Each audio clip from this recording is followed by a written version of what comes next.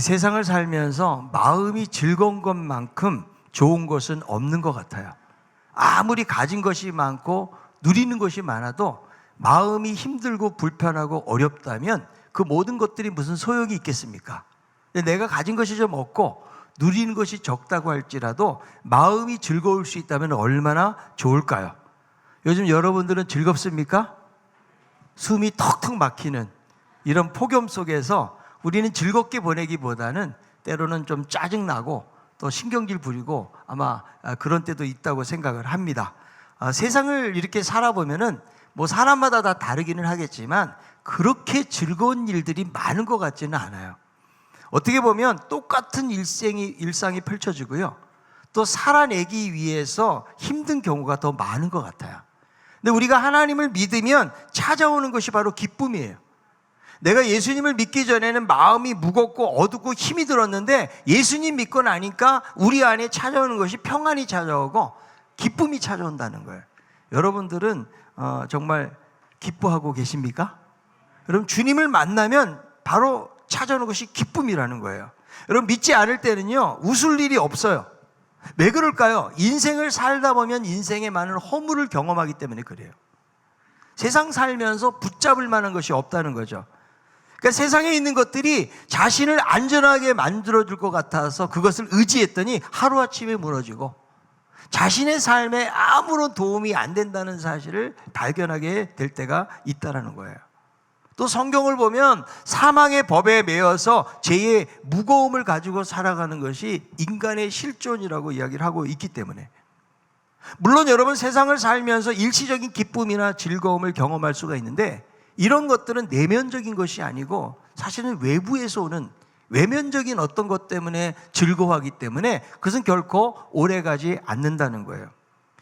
여러분 그렇게 바라던 새 집으로 이사를 갔다면 새로운 집에서 넓고 더 좋은 집으로 이사 갔는데 새 집으로 이사 갔어요. 여러분 그 기쁨이 얼마나 가십니까? 남자들에겐 자동차가 너무 중요하거든요. 차를 좋은 차로 바꿨어요. 그 기쁨이 얼마나 갈까요? 회사에서 내가 좀 더 승진하길 바랬는데 여러분 승진이 되었다는 그 기쁨이 얼마나 갑니까? 더 많은 업무와 책임을 져야 되고 그리고 언제 퇴직할지 모르게 된다라는 그런 불안감 속에 시달릴 때도 있는 거예요. 여러분 많은 사람들이 매 순간 언젠가는 내가 행복해지리라 이런 생각을 믿으며 사는 거예요. 그래서 힘겹게 하루하루를 보내면서 행복을 끝없이 뒤로 미루고 있다는 거죠. 그래서 현재의 어려움들이 다 끝나고 좀 지겹기만 한 일들이 어느 정도 결론을 맺고 문제가 좀 해결되고 사업이 잘 되고 내가 좀 열심히 살아가지고 좀 돈을 벌고 이런다면 나는 행복해질 거야 이렇게 생각하고 있다는 거예요. 여러분 자녀를 키우면서도 걱정스러울 때가 많잖아요. 얘들이 크면 괜찮겠지, 그때 되면은 걱정 덜 하겠지 이런 생각을 한다는 거죠. 그래서 인생의 각 단계마다 지금 어려운 시기를 벗어나게 되면 나중에는 행복해질 거야 이런 생각을 하게 된다는 거예요. 일을 열심히 다 한 후에 그때는 이제 휴가도 떠나고 여행도 가고 결국에는 은퇴했을 때의 모든 것이 완성되리라 행복의 기대가 끝없이 이어진다는 거죠. 그런데 여러분 살아보면 행복이라는 것은 기다린다고 해서 오는 것은 아니라는 거예요. 진정한 행복은 자신의 마음속에서 이루어지는 거예요. 아멘? 여러분 우리가 살면서 행복한 이유가 무엇일까요? 로마서 8장 1절에 보니까 그리스도 예수 안에 있는 자에게는 결코 정죄함이 없나니 그리스도 예수 안에 있는 생명의 성령의 법이 너를 죄와 사망의 법에서 해방하였다라고 말씀해 주고 있거든요. 이 제사함의 은총 때문에 여러분 기쁨이 생기는 거예요. 여러분 세상을 살면서 죄를 안 짓고 사는 사람은 없거든요. 여러분 아이들을 키우다 보면요 아이들이 처음에 말을 배울 때에 엄마 하기도 하고 아빠 하기도 하잖아요. 이게 부부에겐 중요합니다. 누구를 먼저 했는가. 근데 아이들이 말을 배울 때는 어때요? 자기에게 젖을 주고 밥을 주는 사람들이 부모기 때문에요 그냥 생존하기 위해서는 불러야 되니까 부르는 거예요. 너무 감격스러울 필요가 없다라는 거예요. 아이들이 조금 커가지고 말을 하기 시작하면 애들이 어떤 말 합니까? 싫어, 안 돼, 이거는 내 거야. 누가 여러분 그런 걸 가르칩니까? 그래서 여러분 아이들이 입을 열자마자 엄마 나를 낳고 키우느라고 얼마나 고생 많아서 이런 애기 보셨어요? 예? 좋아요, 사랑해요, 나는 나눠 먹고 싶어요. 이렇게 말하는 아이는 없어요. 그러니까 여러분, 긍정적이고 이타적인 말을 하는 것이 아니라는 거죠. 그래서 인간은 이미 태어나면서부터 죄를 장착하고 나오기 때문에 죄에서 벗어날 수가 없고, 죄 때문에 고난과 불행을 자초하는 삶을 살 수밖에 없다는 것입니다. 사람은 가만히 놔두잖아요. 자동적으로 죄를 짓게 되어 있어요. 그래서 이 죄책으로부터 벗어날 수가 없다라는 거예요. 그래서 평안이 깨어지고 기쁨이 상실되어지고, 긍정적인 마음보다는 부정적인 더 마음이 많고요. 누군가를 탓하고 시기하고 비난하고, 무언가를 주려고 하기보다는 내 거 안 뺏기려고 하고 자기를 주장하면서 살아간다는 거죠. 그래서 이 죄에 쌓여있는 인생을 향해서 예수님 뭐라고 말하세요? 수고하고 무거운 짐진 자들아. 많은 수고와 짐을 지고 있는 것이라고 인생을 예수님께서 그렇게 표현하시지 않습니까? 그래서 우리가 사는 것이 힘들다는 거예요. 그러나 예수 그리스도를 믿을 때에 우리의 죄를 사해 주시기 때문에 평안과 기쁨이 넘치게 되어진다는 거죠. 아멘. 그런데 문제는 정말 신앙생활을 하면서 이 기쁨을 누리면서 살아가고 있는 것인가? 예수 믿음으로 말미암아 참다운 기쁨과 즐거움이 우리 가운데 있느냐는 거죠. 우리도 예수 믿기는 믿지만 여전히 세상 사람들과 다를 바 없이 기쁨이 충만하기보다는 막 예민해져가지고 화를 내고 누군가를 탓하고 인상 쓰면서 신경질 부리면서 이렇게 살아가고 있지는 않습니까? 그저 아무런 소망 없는 사람들처럼 무덤덤하게 살아가고 있는 우리의 모습을 발견하게 된다는 거죠. 여러분, 왜 예수를 믿는데 그런 기쁨과 즐거움을 경험하지 못하는 것일까? 이것이 바로 마음의 문제라는 거예요. 마음이 잘 관리가 되지 않기 때문에 그렇다는 거죠. 여러분, 우리의 마음이 중요한 이유가 무엇입니까? 모든 출발이 마음에서 시작이 되기 때문에. 인생의 문제는 외부적인 것이라기보다는 사실 내 마음의 문제인 경우가 더 많다라는 거죠. 우리가 살아가면서 여러분, 선과 악을 행하는 거 마음에서 결정이 되는 거예요. 예수님도 말씀하시기를 선을 쌓은 사람에게는 선이 나오고 악을 쌓은 사람에게는 악이 나온다고 예수님께서 말씀하고 있는 것이죠. 여러분, 마음이 바로 생명의 근원이라는 거예요. 내 마음이 힘들어 보세요. 웃을 수도 없고 기뻐할 수도 없어요. 다 마음에서 출발한다는 거죠. 근데 오늘날 많은 사람들은 마음보다는 외적이고 외면적인 것에 관심을 기울이고 살아간다는 거예요. 내가 어떻게 하면 더 맛있는 것을 잘 먹고 편안하고 행복하게 살아갈 수가 있을까? 내가 사람들에게 훨씬 내 나이보다는 훨씬 더 좀 예뻐 보이게 살아갈 수 있을까? 이런 관심을 갖는다는 거죠. 근데 정말 중요한 것은 바로 내면적 가치예요. 우리의 마음의 문제라는 거예요. 왜? 마음에서 생명의 근원이 나오기 때문이라는 거예요. 자, 잠언 4장 23절에요. 모든 지킬 만한 것 중에 더욱 내 마음을 지키라. 생명의 근원이 이에서 남이니라. 생명의 근원이 어디서 난다고요? 마음을 지키는 데서.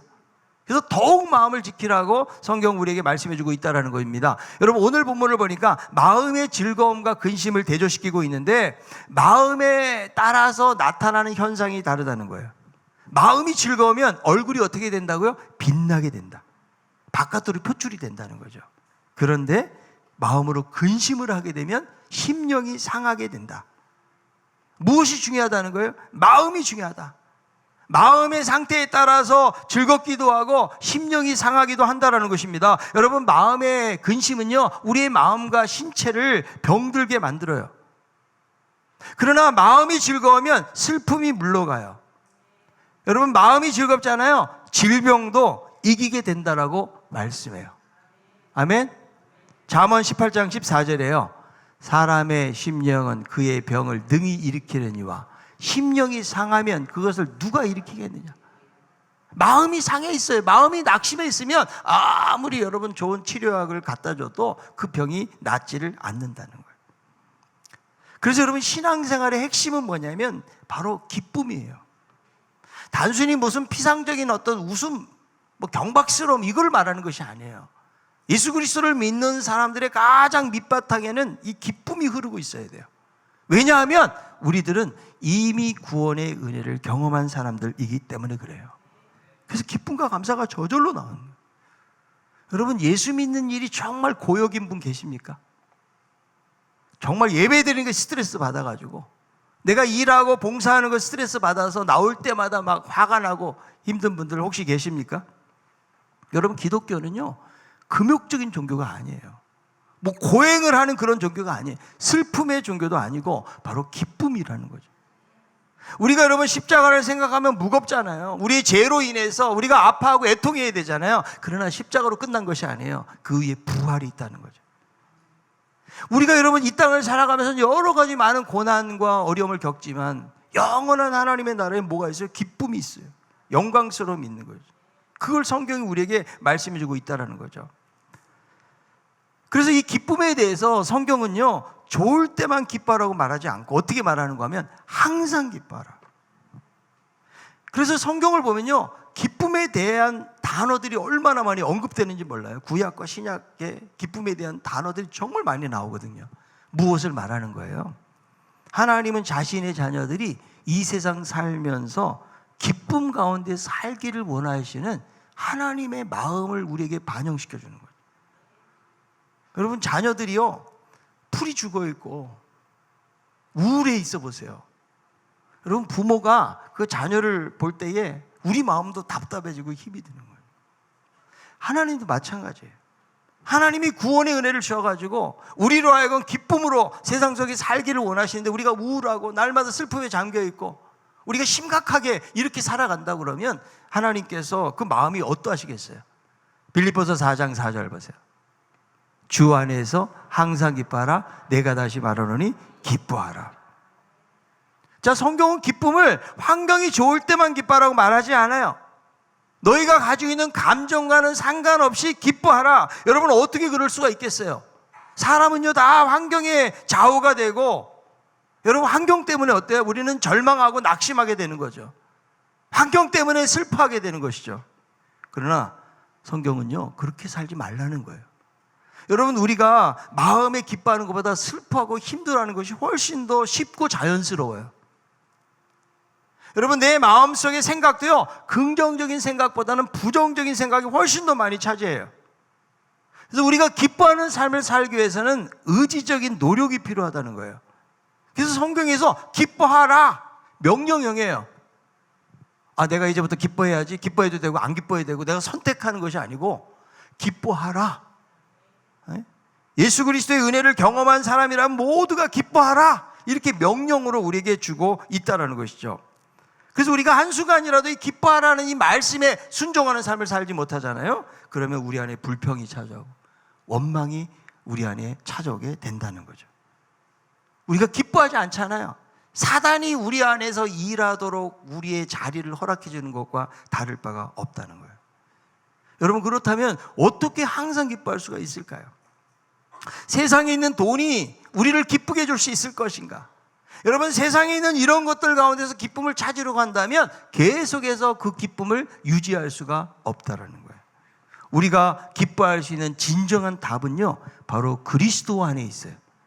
그래서 성경은 주 안에서, 주 안에 있을 때 가능하다는 거예요. 주의 은혜 가운데 있으면, 주 안에 있으면 환경을 뛰어넘고 감정을 뛰어넘을 수가 있는 것이죠. 여러분, 바울과 실라가 감옥에 갇혀 있는데 2000년 전에 그 감옥의 환경이 얼마나 힘들었겠어요. 그런데도 기도하고 찬송할 수 있는 이유는 무엇일까요? 바로 주 안에 있었기 때문에 가능하다는 거예요.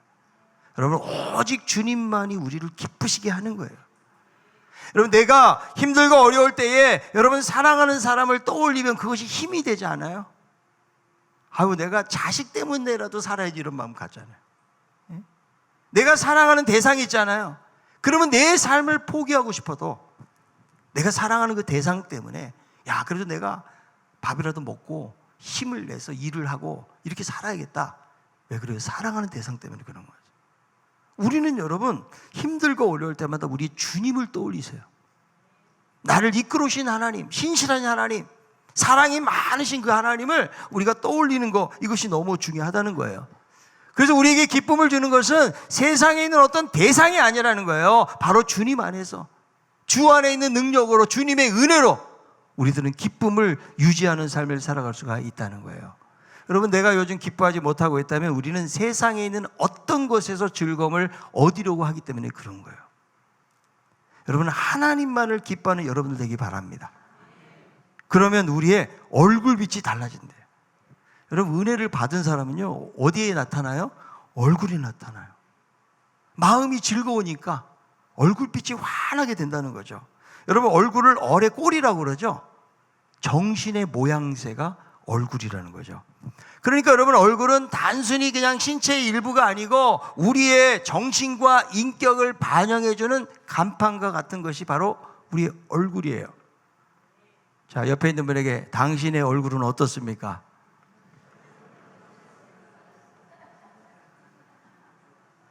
여러분, 고스란히 드러난다니까. 내 안에 근심이 많아보세요. 얼굴로 고스란히 드러나요. 수심이 가득해. 여러분, 마음에 있는 상태가 얼굴에 반영이 되는 거라고요. 그런데 여러분, 얼굴을 바꾸는 것이, 얼굴을 내가 바꾸게 성형수술을 하고 좋은 화장품을 사용하고, 여러분, 외부적으로 뭘 바꾼다고 해서 얼굴이 바꾸는 것이 아니고, 성경을 뭐라고 말씀해요? 마음이 바뀌어야 된다. 마음이 예수님으로 인해서 즐거워하면 얼굴이 빛난다는 거예요. 예수님 때문에 그런 소망을 가지면 내 환경은 좌절할 수밖에 없고, 낙심할 만한 순간에서도 그 안에서 소망의 빛이 우리 얼굴을 통해서 나타나게 된다는 거예요. 여러분, 마음의 즐거움이 얼굴을 빛나게 합니다. 특별히 우리 여성들 잘 들으세요. 요즘 화장품이 얼마나 비싼지 몰라. 찍어 바른다고 해서 얼굴이 빛나는 게 아니고, 마음이 즐거울 때 얼굴이 빛난대요. 그러나 마음의 근심은 마음을 상하게 만들어요. 그러니까 마음의 상태가 삶에 지대한 영향을 미친다는 거죠. 그래서 여러분, 우리가 기뻐하는데 장애물이 뭐예요? 바로 마음의 근심이에요. 이 근심 때문에 즐거움이 깨어지는 것이죠. 그러면 어떻게 우리가 즐거움을 유지하는 삶을 살아갈 수가 있을까요? 근심이 찾아올 때 어떻게 대처하느냐에 따라서 달라질 수가 있다는 거예요. 여러분, 우리가 근심 염려하잖아요. 그러면 삶의 기쁨이 사라져요. 내 세상을 살면서 나는 아무런 걱정 근심 없이 산다, 이런 사람 있습니까? 아마 우리 중에 한 사람도 그런 사람은 없을 거예요. 왜냐하면 우리가 살아가는 세상 자체가 근심하고 걱정할 수밖에 없는 세상을 살아가고 있기 때문에 그런 것이죠. 여러분, 성경에서 말하는 것은 뭐냐면 지나친 염려예요. 다 걱정하잖아요. 근데 지나치게 밤이나 낮이나 염려하는 거예요. 그거를 이야기하는 거예요. 미국의 저명한 심리학 박사이면서 상당히 베벌리 포터라는 분이 쓸데없는 걱정, 현명한 걱정이라는 책을 썼는데요. 부질없는 걱정, 근심의 원인을 거기서 집어내고 해결책을 제시해주는 그런 책이에요. 근데 거기서 말하기를 쓸데없는 염려는 마약과 같은 중독성을 가지고 있다는 거예요. 그리고 내가 막 염려하면서도 스스로가 그것을 잘 감지를 못하고 있다는 거예요.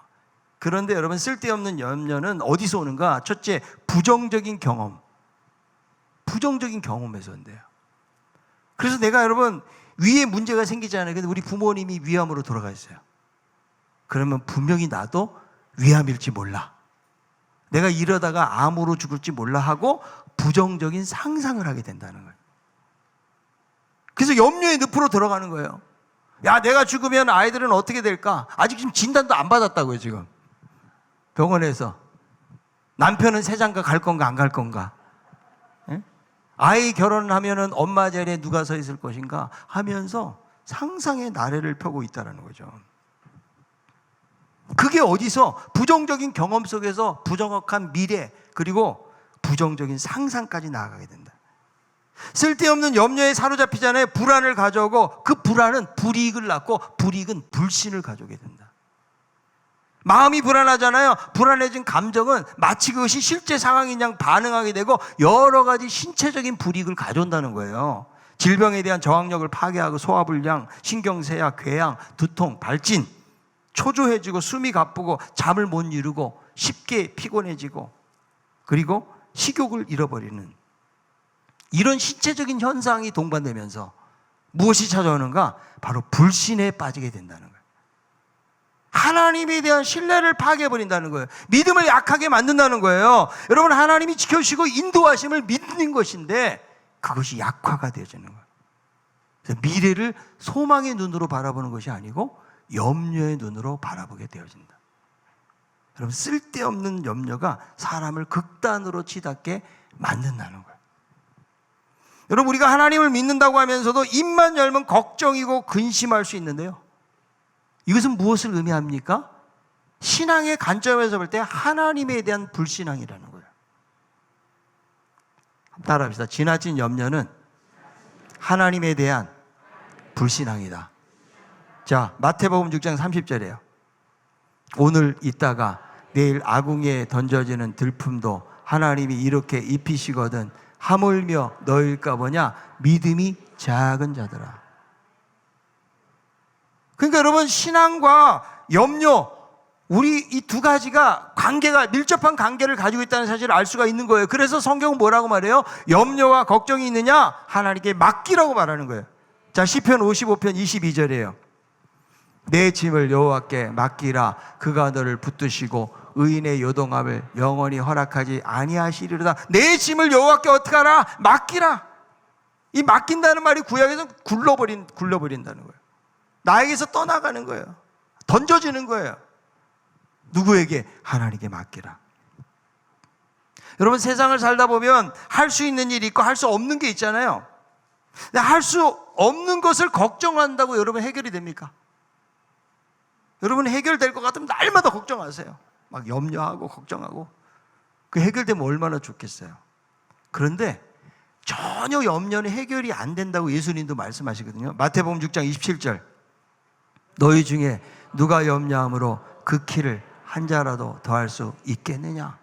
염려해가지고 뭐가 변화될 것은 하나도 없다고 예수님께서 말씀하고 있는 것이죠. 여러분, 어니 젤린스키라는 분이 모르고 사는 즐거움의 책에서 그렇게 말합니다. 걱정의 40%는 현실에서 전혀 일어나지 않는 것, 걱정의 30%는 이미 지나간 과거의 경험, 걱정의 22%는 사소한 근심들, 그리고 4%는 해결할 수 없는 것들, 그리고 4%는 해결할 수 있는 것이다. 그래서 우리의 삶에 쓸데없는 걱정이 한 96%, 쓸데없는 걱정이 많이 있다는 거예요. 그것은요, 우리 안에 기쁨을 빼앗아가고 평안을 빼앗아가요. 제가 이번 주에 목요일부터 토요일까지 휴가를 잡은 이유는 뭐냐면, 우리 아이들이랑 제대로 만나가지고 휴가를 간 적이 별로 없어요. 모처럼 올해 날짜를 잡았는데 이번 주 목요일부터 토요일까지예요. 그런데 제가 TV를 보니까 그때 태풍이 올라온다는 거예요. 얼마나 걱정이 돼요. 이 태풍이 올라온다. 야, 휴가 때 이 태풍이 오겠구나. 근데 여러분, 올지 안 올지는 몰라요, 사실은. 태풍이 오다가 길을 바꾸게 될지 어떻게 될지 모르지만 우리는 벌써 그거를 뭐 과학적인 근거도 있지만 그것 때문에 염려하고 걱정할 수가 있다는 거죠.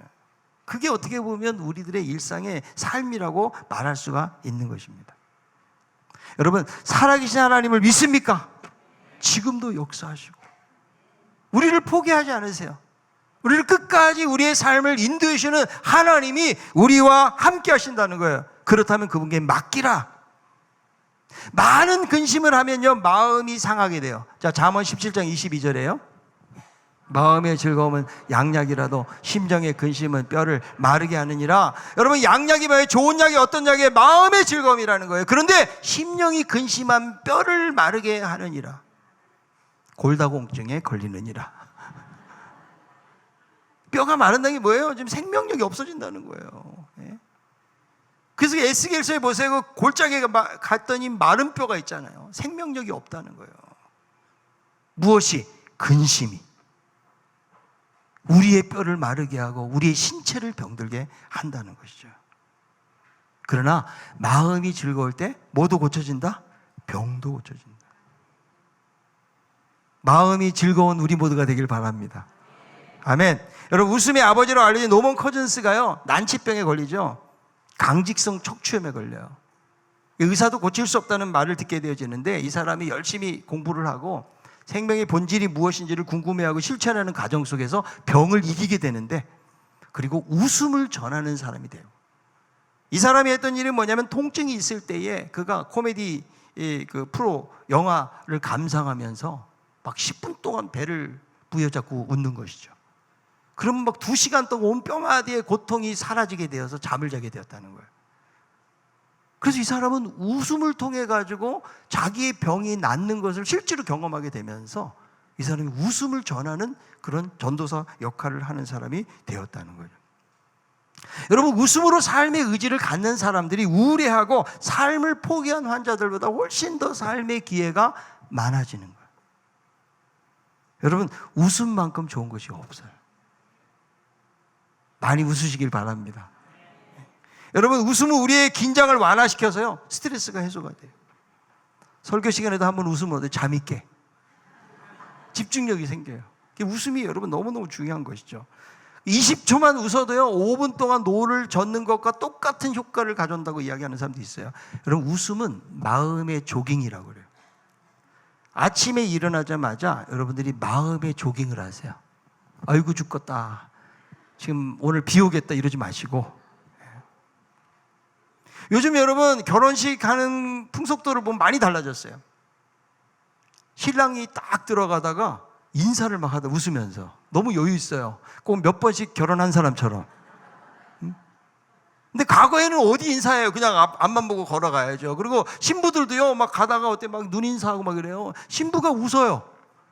예전에는 과거에 신부가 웃는 건 별로 상상을 못해요. 그냥 딱 그래도 딱 자세를 갖추고 그냥 결혼식에 몰두하지 이렇게 막 웃거나 이런 게 없었거든요.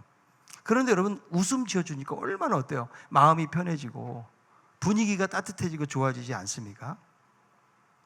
여러분, 우리가 즐거움이 어디서 오는 것일까? 이것은 여러분 연습한다고 되는 것이 아니고, 성경을 보니까 마음에 조절하는 법에 대해서 성경이 말씀해 주고 있어요. 자, 빌립보서 4장 6절 7절이에요. 읽어봅니다. 아무것도 염려하지 말고 다만 모든 일에 기도와 간구로 너희 구할 것을 감사함으로 하나님께 아뢰라. 그리하면 모든 지각에 뛰어난 하나님의 평강이 그리스도 예수 안에서 너희 마음과 생각을 지키시리라. 아무것도 염려하지 말고 염려거리가 있을 때는 무엇으로? 감사함으로 바꾸래요. 여러분, 아이에게 장난감인데 빼앗으면 애가 울잖아요. 뭐 대체물이 없어서 그런 거예요. 그러니까 우리도 염려라는 것을 가지고 있다면 이 대체물이 뭐라고요? 감사함으로 하래라는 거예요. 여러분, 자녀에 대해서 염려가 많이 되십니까? 그 자녀를 두고 감사함으로 바꿔서 기도하는 거예요. 그럼 성경의 약속은 뭐예요? 그리하면 모든 지각에 뛰어난 하나님의 평강이 그리스도 예수 안에 너희 마음과 생각을 지키시리라고 말씀해주고 있기 때문에 여러분, 염려하지 말고 감사함으로 기도하라고 성경은 말씀하는 거예요. 여러분, 우리의 삶은요 내 마음을 어떻게 먹느냐에 따라 달려있는 거예요. 오늘 여러분 이 시간부터 기뻐하기로 결단할 수 있기를 바랍니다. 아무리 힘들고 어려운 일이 찾아와도 근심과 염려를 하나님께 맡기고 주님의 도우심을 바라보면서 기뻐하는 삶으로 나아갈 것을 다시 한번 마음에 결단할 수 있기를 바랍니다. 여러분, 14절에 보세요. 명철한 자의 마음은 지식을 구한다는 거예요. 하나님의 지식은 뭐예요? 어떤 상황 속에도 기뻐하고 감사하는 거예요. 그러나 미련한 자는 입으로 미련한 것을 내놓는 거예요. 염려하고 근심하는 거. 아니, 하나님이 살아계시는데도 계속 염려하고 근심하는 것은 미련한 자의 입에서 나오는 것밖에 되지 않는다고 말씀해주고 있다는 거예요. 여러분, 우리의 마음을 지켜야 돼요. 걱정, 근심이 우리의 마음과 생각에 파고들지 않도록 우리의 여러분 마음이 흔들리지 않아야 돼요. 그래야 여러분 기쁨이 유지가 될 수가 있는 거예요. 여러분 보세요. 내가 말씀을 들을 때는 여기서 나도 이제부터 기뻐하고 감사해야지. 내가 기쁨으로 살아야지. 그런데 막상 삶의 현장에 들어가 보세요. 그러면 벌써 기뻐하지 못할 만한 일들이 우리에게 닥쳐온다는 거예요. 여러분, 그럴 때 기억하세요. 하나님의 말씀을 기억하세요. 여러분, 우리가 어떻게 감정에 매이지 않고 환경을 뛰어넘어서 기뻐할 수가 있을까요? 여러분, 중요한 것은 성령님이 우리 안에 계시다는 거예요. 성령이 우리의 주인이시고 우리의 전이 되어서 예수 그리스도를 믿을 때 성령님이 계시기 때문에 우리가 기뻐하는 방법은 다른 거 없어요. 날마다 성령님을 의지하고 성령님으로 충만한 삶이 될 수 있도록 우리가 하나님 앞에 나아가는 자세가 중요하다는 거예요. 여러분, 성령으로 충만하지 않잖아요. 그러면 어느덧 세상의 걱정과 근심과 염려가 우리의 마음속에 파고들어서 하나님을 믿는다고 고백하는 우리들도 그냥 세상 사람들하고 별 다를 게 없어. 똑같이 염려하고 걱정하고 지나치게 염려하고 그냥 자나깨나 염려하고 여러분, 그런 삶을 성경이 우리에게 말씀하고 있는 것이 아니라는 거죠. 여러분, 교회에서 봉사할 때도 얼굴이 좀 빛나길 바랍니다.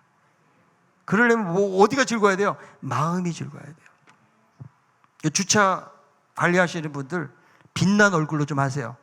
사람들이 말을 안 들어요. 좀 하라고 그래도. 그러나 그럴 때라도 내 안에 계신 주님 때문에 기뻐하면서 감당하세요. 안내를 쓰는 분들은요, 교회에 그냥 대표자가 되는 거예요. 우리가 여러분 환한 미소로 다른 사람을 맞이만 해도 마음이 푸근해지는 거예요. 근데 인상 팍 쓰고 여러분 웃음 없는 얼굴, 말도 없이 서 있어 보세요. 얼마나 힘든지 몰라요. 예? 여러분, 사람을 만날 때 기쁨으로 만나길 바랍니다. 아멘? 여러분, 가정 안에 들어가서도 여러분 기뻐할 수 있기를 바랍니다. 그래서 오늘 예배 마치고 여러분들이 가정에 들어가서 문을 딱 열었을 때 기쁨으로 들어가야죠. 교회만 갔다 오면 열받아가지고 막 흥분하고 막 그러면 여러분, 안 믿는 남편이 믿겠어요? 이렇게 한 주 동안 힘들게 살았어도 내 아내가 교회만 갔다 오면 저렇게 얼굴이 변하는구나. 그게 은혜 받은 사람 아니에요, 여러분? 근데 그것도 여러분, 우리는 마음속에 결단하지 않잖아요. 안 돼요. 우리 본성은 별로 기뻐하지 않아요. 무슨 좋은 일이 있어야 기뻐하려고 그러죠. 그러나 내 안에 그리스도를 바라보고 그분께 소망을 두고 주님 의지할 때, 내가 오늘 맞이할 때 가정에 들어가서 내가 기쁨으로 우리 가족들을 맞이하고 기쁨을 좀 내가 선물해야겠다. 여러분, 이런 마음을 가질 수 있기를 바라고, 아무리 힘들고 어려운 환경이 찾아오더라도 기뻐하기로 결단하세요. 하나님이 우리와 함께 하십니다. 아멘. 자, 잠언 15장 15절에요. 고난 받는 자는 그날이다 험악하나 마음이 즐거운 자는 항상 잔치하느니라. 그래서 여러분, 고난 받는 자가 물질적으로 정신적으로 어려움 당한 사람이지만 13절에 있는 말씀을 비춰볼 때에 이 고난 받는 자는 어때요? 마음이 우울하고 힘들고 근심이 많은 사람을 말하는 거예요. 마음이 즐거운 자는 항상 잔치하지만 마음속에 근심 걱정이 많은 사람은 날이 전부 다 험악하대요. 이거를 여러분 공동 번역에서는 낯을 찡그리고 살면 세월이 괴롭고 마음이 편하면 하루하루가 잔치 기분이다. 항상 잔치하는 삶을 살아가는 우리 모두가 되기를 바랍니다. 여러분, 우리의 인생은 결국 평안할 수가 없어요. 근데 아무리 외적 조건이 훌륭해도 마음이 편치 않고 불안하다면 어떻게 행복하다고 말할 수가 있을까요? 예수 그리스도를 믿고 주님 안에 있을 때에 주님은 세상이 알 수 없는 평안함을 주시고 우리 가운데 기쁨을 주시는 것입니다. 여러분, 주님 안에 진정한 기쁨과 행복이 있다는 사실을 기억할 수 있기를 바랍니다. 오늘 이 말씀을 통해서 요즘 나는 어떻게 살아가고 있는가? 내 안에 정말 예수님 때문에 즐거움이 넘치는 삶을 살아가고 있는가? 돌아보는 우리 모두가 되기를 바랍니다. 사업가로 평생을 살아왔던 92세 할아버지가 말했대요. 마지막에 웃는 자가 인생의 승리자라고 그렇게 믿고 있었는데 그게 아니었다. 항상 웃는 자가 인생의 승리자다. 그리고 그것을 나는 너무나 늦게 깨달았다. 여러분이 무더운 여름날을 이기는 방법, 주님 안에서 근심을 맡기고 즐거움을 가지고 사는 거예요. 여러분, 낯을 찡그리고 살지 마세요. 날마다 잔치하는 사람처럼 사는 거. 그게 여러분 예수 믿는 사람들의 특징이에요. 아무리 고난이 있어. 이게 막 비상적으로 막 경박스럽게 살라는 말이 아니에요. 내 안에 내면 속에는 지금은 당장 고난이 있고 어려움이 있지만 그런 영원한 기쁨이 우리에게 있잖아요. 우리는 영원한 하나님의 나라를 바라보는 거잖아요. 이 땅을 살면서도 내 안에 계신 성령님을 의지하면서 그분으로 채워져서 우리의 얼굴빛을 통해서 예수님이 드러나야 돼요. 야, 저분의 얼굴 보니까 정말 천사처럼 어떻게 스데반이 환하게 빛날 수 있을까요? 바로 예수 그리스도가 그 안에 계시기 때문에. 저는 저를 비롯해서 우리 신강교회 우리 모든 성도들이 이런 즐거움이 우리 마음속에 있고 그것 때문에 얼굴이 환하게 빛나서 여기 불을 다 꺼도 환해지는 그런 삶을 살기를 바라고, 하나님이 정말 원하시는 것은 어떤 상황 속에서 낙심하지 말고, 야, 내가 너와 함께 하겠다, 내가 너 도와줄게. 여러분, 주님으로 충만해지고 주님을 사모하고 그런 은혜 가운데서 하루하루를 믿음으로 살아갈 수 있는 우리 모두가 다 될 수 있기를 바랍니다.